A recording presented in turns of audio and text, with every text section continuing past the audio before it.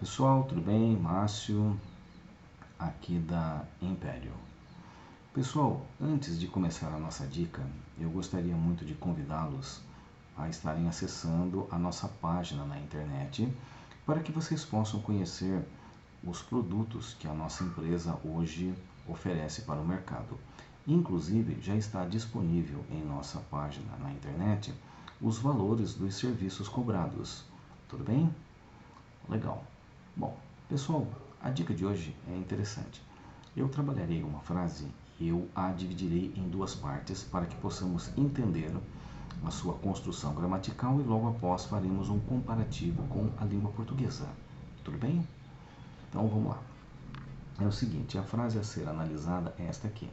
Nothing happens by chance. There will always be a reason for. De novo. Nothing happens by chance. There will always be a reason for. Tá?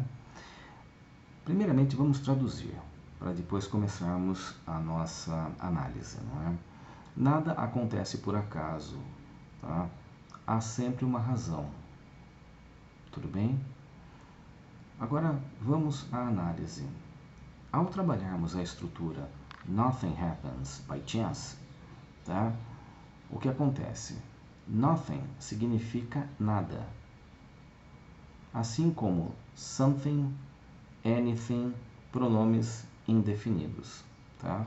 Muitas vezes, tá, o pronome indefinido ele atua como sujeito da oração, substituindo, não é, o pronome pessoal. Por essa razão, você percebe claramente na frase que houve um acréscimo do S. Nothing happens. Nada acontece. Certo? E aí aquela história. By chance significa por acaso. Tá? Então, nothing happens by chance. Tá? Nada acontece por acaso. Aí logo na sequência, there will always be a reason for. Não é? Aí aquela questão, tá? Agora vamos com calma, tá?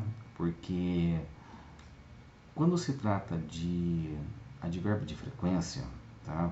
Normalmente o posicionamento é sempre assim: sujeito, advérbio de frequência e o verbo, certo? Por exemplo, ó, eu sempre faço, I always do, certo?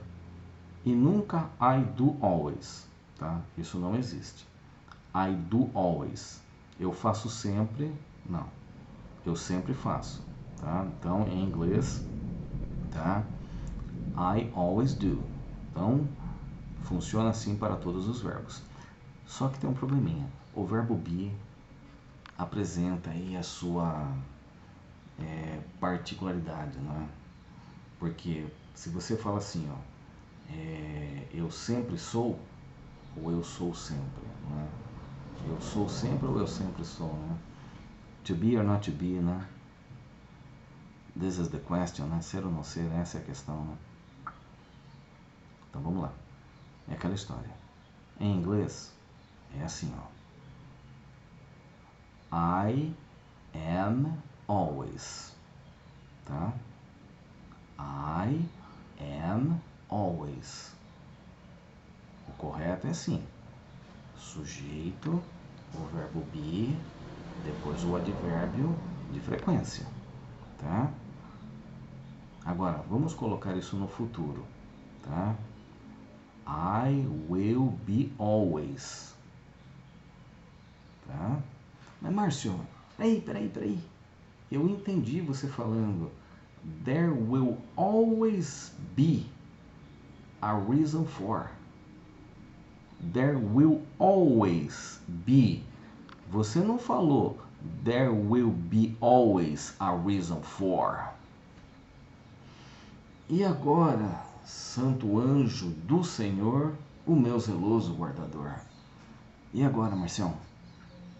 Como é que fica? Olha, veja bem. Quando eu assisto a filmes, eu observo sempre essa estrutura. Tá? Portanto, acredita-se que na linguagem falada não há problema. Tá? Porque, ó, dizer que está errado é uma afirmação bem grave, tá? Aqui no canal eu nunca vou afirmar isso está errado. Por quê? Porque na linguagem falada eu ouço, eu assisto filmes várias vezes. Ó, there will always be a chance for us. There will always be a chance for anyone. Sempre haverá uma chance para quem quer que seja. Portanto, é aquela história. Nem sempre a gramática ali certinha usa-se para a linguagem falada. Porque, ó, linguagem escrita é uma coisa, linguagem falada é outra. Tá? Por essa razão, eu nunca vou afirmar, olha, isso aqui está correto, isso aqui está errado. Por exemplo, ó, um filme de 2007, o título é Twilight. Todo mundo conhece como Crepúsculo, não é? Que conta a história lá dos vampiros lá, não é? E da Bella, não é? Do Edward Cullen, não é? O ator Robert Pattinson, não é? E a Bella, né? A Bella Swan, não é? Em uma cena, não é? Quando a Bella estava conversando com o pai dela, não é? Ela disse para o pai assim, né?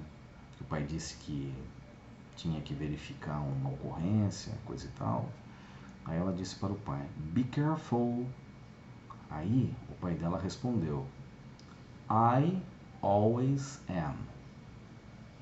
Eu ouvi bem isso. I always am. Quer dizer, I always am. Porque quando você fala be careful significa cuidado, seja cuidadoso, seja cauteloso. Aí ele disse, não é? Eu sempre sou. Percebe? I always am. O certo seria I am always. E aí? Pode? Pode, sem problema nenhum. Aonde está o problema? Portanto, às vezes, afirmar algo assim, ó, isso não pode, isso está errado. Por exemplo, igual aquela negativa do verbo to be. De novo, verbo to be, verbo be, não é? Do verbo be, não é? Ain't. I ain't, you ain't, he, she, it ain't, we ain't, they ain't. Muitos não concordam com isso. Mas na linguagem falada, pode, usa-se. E não há problema nenhum. Inclusive, até título de música. Por exemplo, quem conhece aí a banda Van Halen, não é? É a música I Ain't Talking About Love. Olha que legal. I Ain't Talking About Love. Olha a forma como está escrito, né? A faixa título da música, né? O título da música, né? Perdão. I ain't talking about love. Ele não fala I am not talking about love. O efeito é o mesmo. Eu não estou falando de amor. E aí? Portanto, essa questão, né? There will always be a reason for. E aí você fala, ô Márcio, mas e o for? Lá no fundo, não é? Quando ele usa essa estrutura, there will always be a reason for, quer dizer, sempre haverá uma razão para. Aí é aquela coisa, né? Reticências. Não é? There will always be a reason for. Há sempre uma razão para alguma coisa. Por isso que aí a frase se completa, não é? É aquela história. Desculpa aí, né? O motoqueiro passando aí, né? Nothing happens by chance. Nada acontece por acaso, né? Tá vendo? Portanto, uma frase completa a outra. Nada acontece por acaso. Sempre há uma razão ou sempre haverá uma razão. certo? Porque nós estamos utilizando, não é, o verbo haver com o sentido de existir, não é? E a sua construção se dá juntamente com o advérbio de lugar, lá, ali, acolá, mais o verbo to be, que nós chamamos de there to be. Olha que interessante. There to be, there will always be, sempre haverá. Tudo bem? Portanto, quanto mais conhecermos a respeito de estrutura gramatical, melhor a qualidade do nosso inglês, tanto escrito quanto falado. Tá? Portanto, esta frase que acabamos de analisar, nothing happens by chance, there will always be a reason for, significa nada acontece por acaso, há sempre uma razão. Tudo bem? Espero realmente tê-lo ajudado. Chamo-me Márcio Antunes, aqui da Imperial College Enterprise. Vejo vocês no próximo vídeo.